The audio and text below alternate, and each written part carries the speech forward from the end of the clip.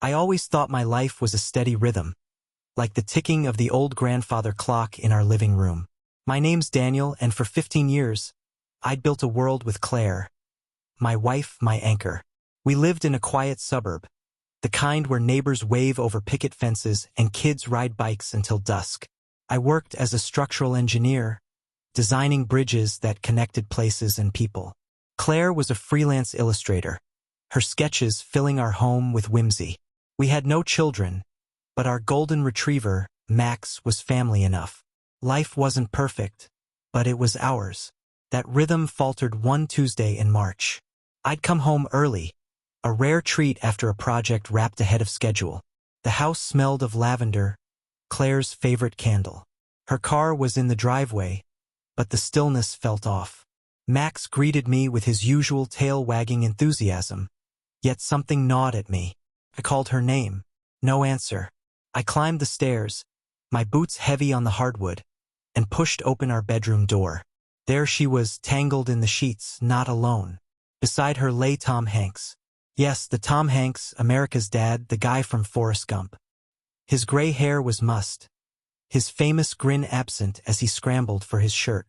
Claire's eyes widened, her mouth forming a silent O.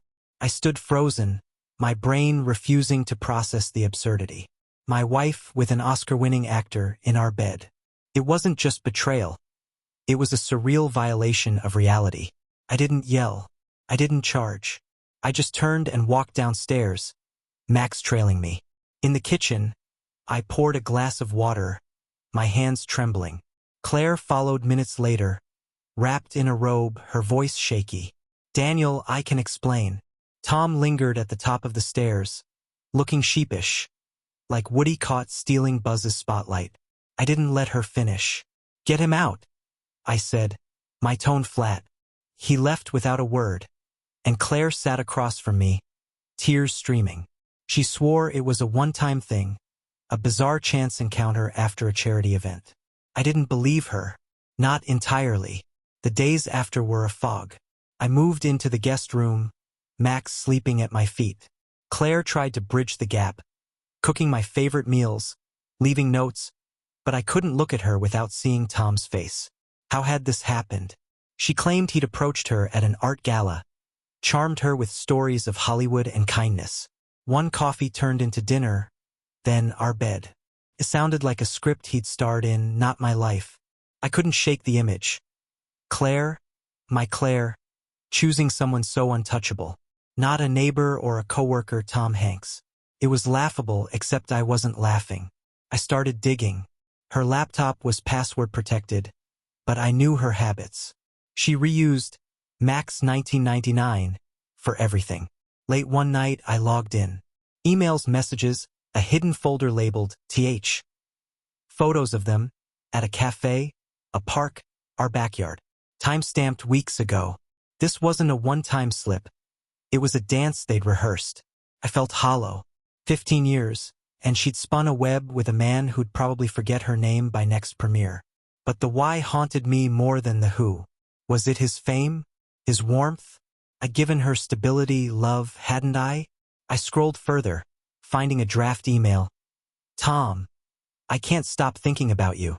Daniel's so predictable. Predictable. The word stung like a slap. Sleep evaded me. I paced the house, Max whining at my unrest. By dawn, I knew I couldn't stay silent. Confrontation wasn't enough, though. I needed her to feel this fracture, to understand the wreckage she'd left.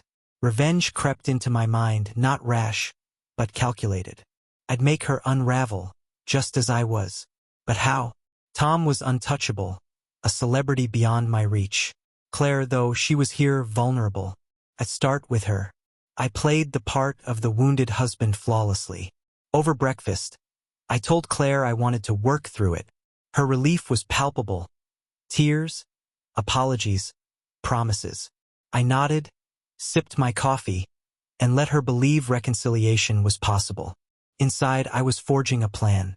Revenge wasn't about leaving her. It was about stripping away what she valued most. Her art, her confidence, her world. I'd dismantle them piece by piece. First, I needed leverage. I copied her titch folder onto a USB drive, every photo and message a shard of evidence. Then I watched her. She'd always been private about her work, but now I noticed patterns. Late-night calls, secretive smiles at her phone. I installed a tracking app on her laptop, nothing sophisticated, just enough to see her digital footprint. She was still reaching out to him, subtle messages masked as friendly check-ins. "Miss our talks," she wrote. His replies were curt, polite, distant. She was a fling to him, but to her, he was a lifeline. I let her think I was healing. We watched movies. Ironically, none of his, and I even held her hand once, testing my resolve. Felt like gripping a stranger's. Meanwhile, I researched.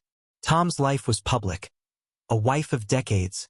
Rita, kids, a pristine reputation. Claire was a secret he'd buried. That gave me an edge. I drafted a letter, anonymous, hinting at an affair.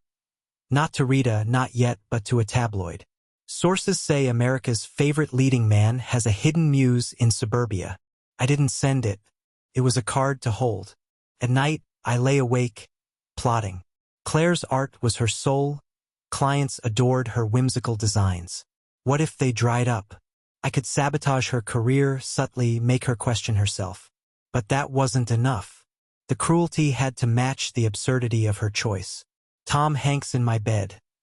My revenge had to be a story no one could forget.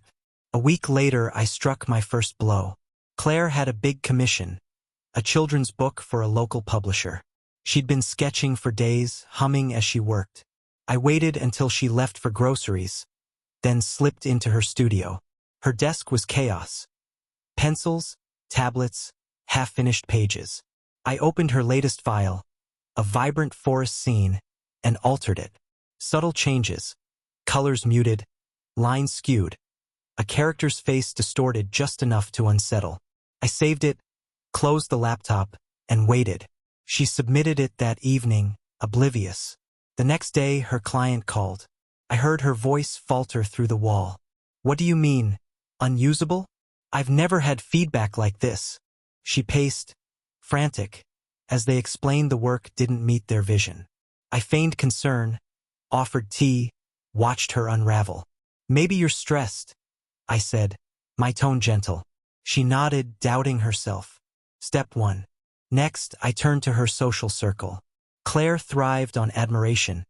Friends, fellow artists, her little tribe. I crafted a rumor, vague but damning.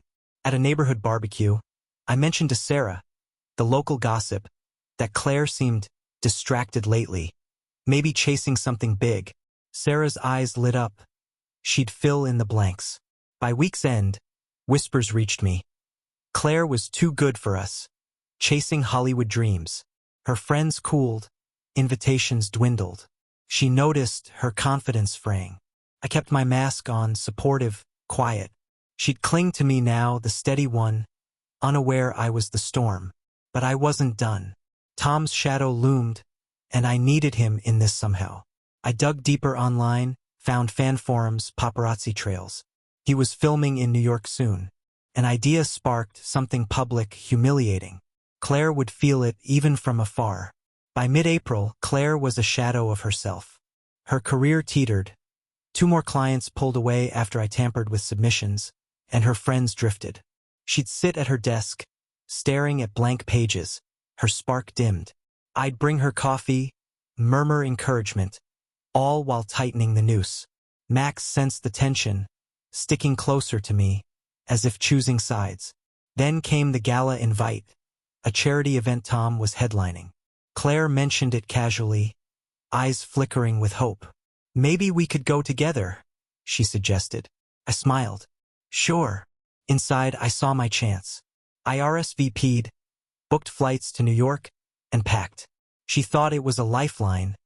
I knew it was her undoing. Revenge was ripening, and I'd serve it cold. The flight to New York was a silent affair. Claire sat beside me, her hands fidgeting with the hem of her sweater, her eyes darting to the window as if answers hid in the clouds. I stared ahead, my mind a steel trap, every detail of the plan clicking into place. She thought this trip was a chance to mend us, maybe even to catch Tom's eye again. She had no idea I'd turned it into her reckoning. Max stayed with a neighbor, and our house stood empty. A fitting metaphor for what we'd become. We checked into a modest hotel near the gala venue. A grand hall dripping with chandeliers and pretense. Claire spent hours getting ready. Her dress a deep emerald that once would have made my heart skip. Now it just fueled my resolve. I wore a plain suit, unremarkable, blending into the crowd. The gala buzzed with wealth and whispers. Actors, philanthropists, the elite. I spotted Tom early, his laugh cutting through the noise, Rita at his side. Claire noticed too, her breath catching. I squeezed her hand, a hollow gesture. "Let's mingle," I said. I prepared for this. Weeks ago, I'd contacted a freelance photographer, a scrappy guy named Leo who thrived on scandal. I fed him a tip. Tom Hanks has a secret admirer who'll make a scene tonight. No names, just enough to lure him here. Leo lurked near the bar, camera ready. I steered Claire toward Tom's orbit, her excitement palpable. She didn't know I'd slipped a note into her purse earlier. A gushing, handwritten confession. "Tom, you're my everything. I can't live without you." Her handwriting, forged from years of watching her doodle. When she excused herself to the restroom, I accidentally bumped her purse onto the floor near Tom's table. The note fluttered out, caught by a waiter who glanced at it, then at Tom. "Perfect." Claire returned, oblivious as whispers spread. I watched her glow fade, replaced by confusion as eyes turned her way. Step 2 was in motion. The gala shifted like a tide. Tom's table grew quiet, Rita's brow furrowing as the waiter handed her the note. I kept Claire distracted, pointing out a painting on the wall, but she sensed the change. "Something's off," she murmured. Before I could respond, Leo struck. His camera flashed, catching Claire mid-step, her face a mix of nerves and hope as she glanced toward Tom. The crowd parted, curious, and Rita stood, her expression icy. She marched over, note in hand, and thrust it at Claire. "Is this yours?" Rita's voice was sharp, cutting through the hum. Claire stammered, I don't." But Rita didn't wait. "Stay away from my husband." The room froze, all eyes on Claire. Tom rose, his charm replaced by unease, murmuring apologies to Rita. Claire turned to me, pleading. "Daniel, I didn't write that." I feigned shock, stepping back. "Then who did?" The doubt in my voice was a blade. Leo snapped more photos. Claire's humiliation, Rita's fury, Tom's discomfort. The story was writing itself. A suburban nobody obsessed with a star, crashing his perfect life. Claire grabbed my arm, tears welling. "Let's go." I nodded, guiding her out as whispers turned to laughter. In the cab, she sobbed, swearing she'd never seen the note. I stared out the window, silent, letting her drown in it. Back at the hotel, she locked herself in the bathroom, and I emailed Leo the final piece. "She's Claire Thompson, illustrator. Dig into her." By morning, the photos hit online tabloids. Mystery woman stalks Tom Hanks at gala. Claire's name wasn't out yet, but it would be. Her phone buzzed, friends, clients, all seeing the headlines. She curled on the bed, broken. I sat beside her, stroking her hair. "We'll figure this out," I lied. Inside, I was carving the next wound. The fallout was swift. Claire's phone became a lifeline to ruin. Texts from her agent, "We need to talk." Calls from galleries canceling contracts. The tabloids hadn't named her yet, but the photos were unmistakable to anyone who knew her. She spent the day refreshing pages, her hands shaking. "This isn't me," she kept saying, as if repetition could rewrite reality. I played the supportive husband, brewing tea, murmuring reassurances, all while feeding the fire. I planned this layer carefully. Before we left for New York, I'd mailed an envelope to a gossip blogger. Anonymous, untraceable. Inside were snippets from Claire's folder. Emails. A blurry backyard photo. Just enough to hint at a deeper story. I timed it to arrive today. By noon, the blogger posted, "Sources claim the gala stalker's been chasing Hanks for months. No proof, just speculation, but the internet didn't care." Comments exploded, cruel, mocking, tearing her apart. Claire's world shrank. She called her best friend, Jen, sobbing, but Jen's tone was distant. Maybe take a break from everything, she suggested. I overheard, hiding my smirk. The rumor I'd planted at the barbecue had taken root. Her friends already saw her as a fame chaser. I watched her pace, her confidence crumbling. My career's done, she whispered. I hugged her, my embrace a cage. You'll rebuild, I said, knowing she wouldn't. That night, I slipped out, meeting Leo in a dive bar. He grinned, showing me the next batch of photos. Claire exiting the gala, mascara streaked, me trailing behind like a shadow. This'll sell, he said. I paid him extra to push the obsessed fan angle. Make it brutal, I instructed. He nodded and I returned to the hotel, Claire none the wiser. Revenge was a symphony and I was conducting. Back home, the storm broke fully. The blogger named Claire, linking her to the gala and the leaked emails. Her inbox flooded, hate mail, clients dropping her, even a cruel meme of her face on a stalker movie poster. She sat at the kitchen table, staring at her laptop, her sketches abandoned. How did they get this? She asked, voice hollow. I shrugged, feigning ignorance. People are vultures. Inside, I was soaring. Her art, her pride was ash. She tried calling Tom. Pathetic voicemails begging him to clarify. He never answered. Rita's team released a statement. Mr. Hanks is unaware of this individual and requests privacy. Claire flinched at individual, like it stripped her bare. I watched her shrink, Max nudging her hand. Ignored. She turned to me, desperate. You believe me, right? I nodded, my eyes soft, my heart stone. I escalated. Using a burner phone, I texted her clients anonymously. Check her reputation before you hire her again. Most didn't respond, but her last project, a mural for a school, canceled that afternoon. She wept, blaming herself. I've lost everything. I held her, whispering, not me, a lie she clung to. Meanwhile, I drafted my final move, something public, permanent, tying her to Tom in a way she'd never escape.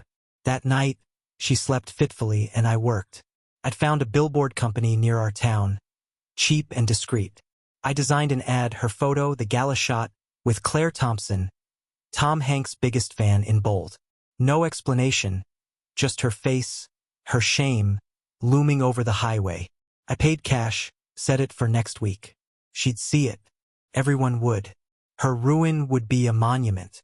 The days blurred into a quiet chaos. Claire barely left the house, her phone off, her spirit fractured. I kept up the act, cooking dinner, walking Max, pretending we could heal. She'd stare at me sometimes, searching for the man she married. I gave her smiles empty as shells. The billboard loomed in my mind, a guillotine waiting to drop. But I wasn't done with Tom yet. He'd feel this too, even if just a ripple. I mailed Rita a package, photos from Claire's folder, a note. He's not as innocent as he seems. No signature, postmarked from a neighboring state. I didn't care if she believed it. The doubt would fester. Claire's obsession would haunt them both. Back home, I watched her crumble. Her world a pile of rubble I'd built. Revenge wasn't sweet, it was cold, precise, and mine. The billboard went up on a crisp Monday morning. I drove Claire to the grocery store, her first outing in days, knowing the route would pass it. She sat slumped, staring at her lap, until we rounded the bend. There it was, her face 30 feet tall, frozen in that gala photo, mascara-streaked and desperate. Claire Thompson, Tom Hanks' biggest fan, blazed in red letters. She gasped, a sound like air escaping a punctured tire. Daniel, stop! I pulled over, feigning shock. What the hell is that? She stumbled out, staring up at her shame. Cars slowed, drivers gawked, some snapping photos. Who did this? She whispered, trembling. I shook my head, my voice steady. I don't know, Claire. This is insane. She clawed at her hair, a sob breaking free. Everyone will see it. My life's over. I guided her back to the car, her legs buckling. Inside, She curled into herself, muttering, "I didn't do this. I didn't." I drove home in silence, her ruin a trophy I'd mounted. The fallout was immediate. Neighbors knocked, concerned, their eyes gleaming with gossip.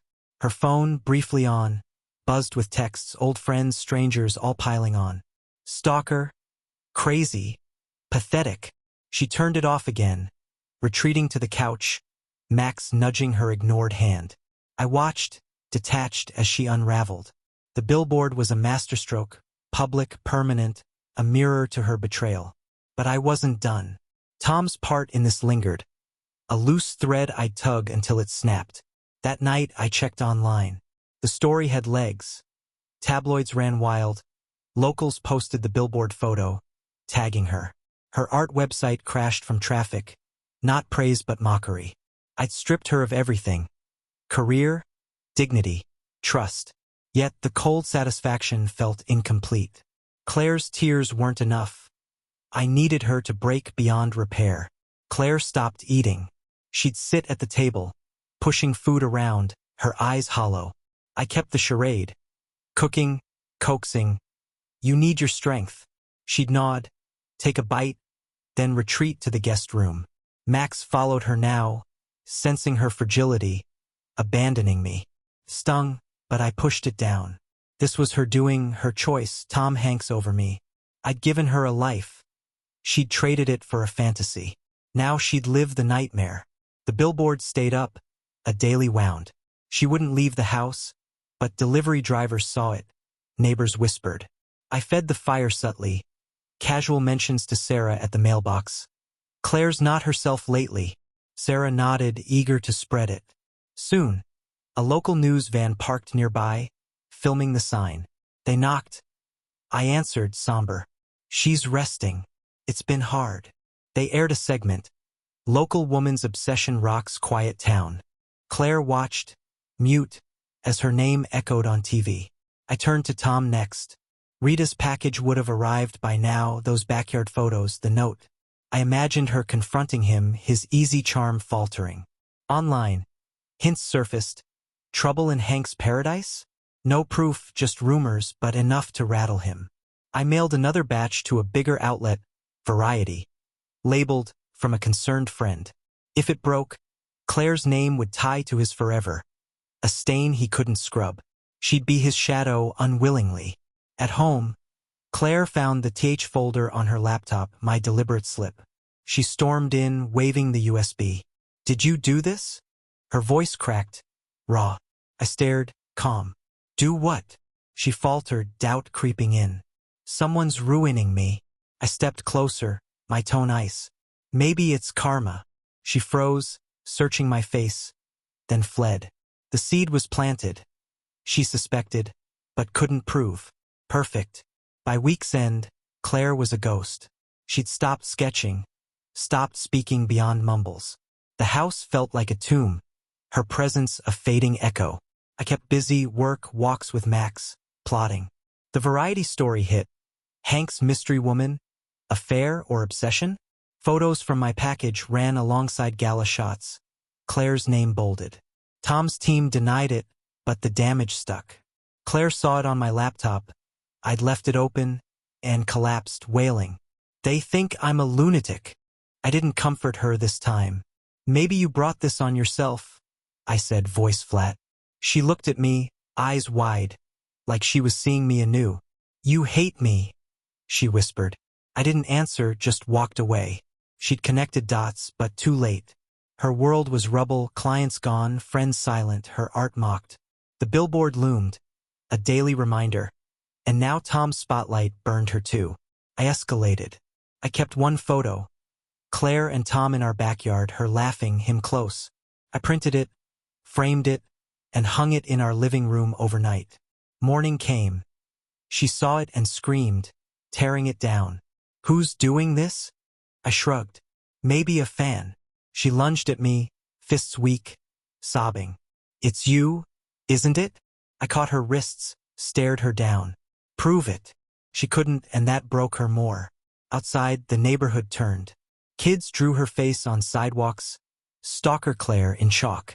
She saw from the window, curtains trembling in her grip. I watched, silent, as she shrank further. Revenge wasn't loud. It was this, her slow, silent shattering, piece by piece. Claire cracked fully on a rainy Thursday. She packed a bag, clothes, sketch pads, a photo of Max, and left a note, "I can't stay." I found it on the counter, her handwriting shaky. She didn't say where, but I didn't care. She'd run, thinking escape was possible. It wasn't. I'd mailed her last client list to a troll forum days ago, with "have fun" attached. Her phone would buzz wherever she went. Hate, threats, her name a punchline. I let her go, but not free. I tracked her car's GPS. Another app I'd slipped in. She was at a motel an hour away, a cheap hideout. I called the desk, anonymous. "Check on Claire Thompson. She's unstable." They would. She'd panic. Meanwhile, I dismantled her here. Her studio. Sketches shredded. Laptop wiped. Her life erased. Max whined, confused. But I fed him, kept him. He was mine now. Tom's world wobbled too. Rita filed for a break. Publicly, time apart. Privately, my doing. The photos I'd sent fueled it. Tabloids speculating. Claire's name clung to his. A leech he couldn't shake. I pictured him, sleepless, cursing her. Good. She'd ruined me. I'd ruined them both. The billboard stayed. Weather-faded but stark. A gravestone for her old self. I sat in the empty house, Max at my feet, and felt the quiet. Not peace but power. Claire was gone. Her betrayal avenged. Her lover tainted. I'd won, hadn't I? Yet the hollow lingered. A shadow I couldn't name. Months passed. Claire vanished. Motel to nowhere, her trail cold. Rumors said she'd changed her name. Fled the state. Her art dead. The billboard came down, but its echo lingered. Locals still smirked at her name. Tom and Rita reconciled. His sheen dulled. Her trust frayed.